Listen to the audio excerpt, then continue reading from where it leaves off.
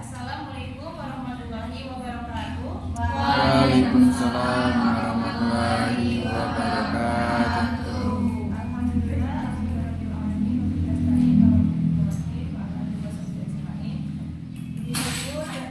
atas kehadirat Allah Subhanahu wa taala, atas berkat rahmat Allah kita dapat hadir di lokal kita yang tercinta untuk melaksanakan diskusi pada hari ini. Selamat dan salam yang kita hembuskan kepada junjungan kita Nabi Muhammad SAW. Tanpa memperpanjang waktu, mari kita buka diskusi pada hari ini dengan melafazkan basmalah. Bismillahirrahmanirrahim. Pertama-tama saya akan memperkenalkan anggota dari kelompok 2 yang dari ujung ada. Silakan perkenalkan diri sendiri. Saya Aisyah Fauzia. Saya Syarif Nanta. Saya Betalia.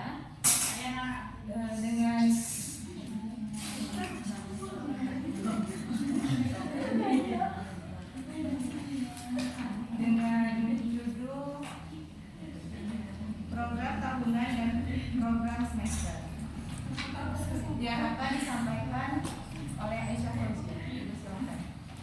Baiklah, saya Aisyah Fauzia menjelaskan materi yang pertama, yaitu pengertian program tahunan dan program semester. Yaitu yang pertama, program tahunan. Menjelang tahun pelajaran maupun akhir semester, guru diharuskan membuat perencanaan pembelajaran untuk tahun pelajaran maupun semester berikutnya. Dan juga program tahunan adalah rencana penetapan alokasi waktu 1 tahun ajaran untuk mencapai suatu tujuan kompetensi dasar yang telah ditetapkan. Penetapan lokasi waktu diperlukan agar seluruh kompetensi dasar yang harus dicapai disusun dalam program tahunan. Dengan demikian, penyusunan program tahunan pada dasarnya adalah menetapkan jumlah waktu yang tersedia untuk setiap kompetensi dasar. Program tahunan merupakan program umum setiap mata pelajaran untuk setiap kelas. Dan juga program tahunan memuat penjabaran alokasi waktu tiap-tiap kompetensi dasar untuk semester dan tiap kelas selama 1 tahun pelajaran. Program tahunan selanjutnya dijabarkan secara rinci pada program semester. Program tahunan disiapkan dan dikembangkan oleh guru tahun pelajaran dimulai karena merupakan pedoman bagi pengembangan program-program tersebut. Jadi program tahunan semester ini dipergunakan untuk menyusun program-program setelah program tahunan ini, seperti program semester dan yang lainnya. Langkah-langkah yang dapat dilakukan yaitu menelaah jumlah KD atau tema pada suatu kelas dan menelaah kalender pendidikan, menandai hari-hari libur, menghitung jumlah minggu efektif setiap bulan dan semester dalam 1 tahun, dan mendistribusikan alokasi waktu yang disediakan untuk suatu mata pelajaran pada setiap KD dan topik bahasannya pada 1 minggu efektif. Dan yang penjelasan yang kedua adalah program semester. Semester adalah satuan waktu yang digunakan untuk penyelenggaraan program pendidikan. Kegiatan yang dilaksanakan untuk menyelenggarakan program pendidikan. Kegiatan yang dilaksanakan dalam semester ini ialah kegiatan tatap muka, praktikum, kerja lapangan, mid semester, ujian semester, dan berbagai kegiatan lainnya yang diberi penilaian keberhasilan. Dalam program pendidikan semester dipakai satuan waktu kecil, yaitu satuan semester untuk menyatakan lamanya atau satu program pendidikan. Masing-masing program semester sifatnya lengkap dan merupakan satu kebulatan dan berdiri sendiri. Program semester adalah program yang berisikan garis-garis besar mengenai hal-hal yang hendak dilaksanakan dan dicapai dalam semester tersebut.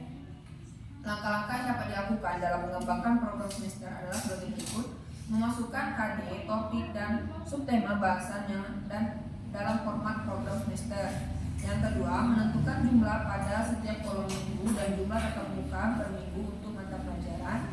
Yang ketiga, mengalokasikan waktu sesuai kebutuhan bahasan topik dan topik pada kolom minggu dan bulan.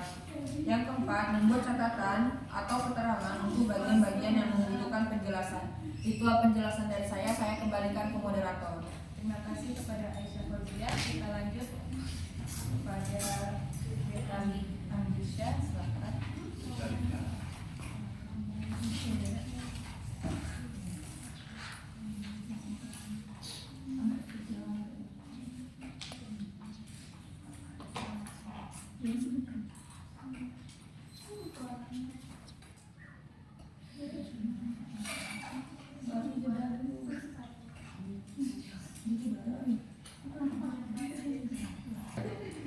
Selanjutnya yaitu konsep dasar program tahunan dan program semester.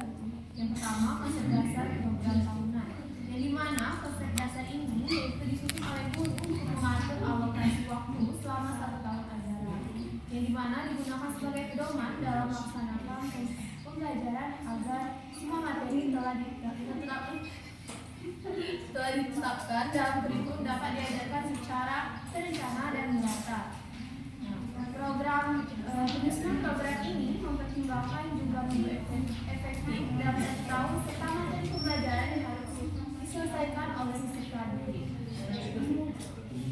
Nah, Prota atau program tahunan ini memiliki peran penting untuk menciptakan pembelajaran yang terstruktur dan sistematis.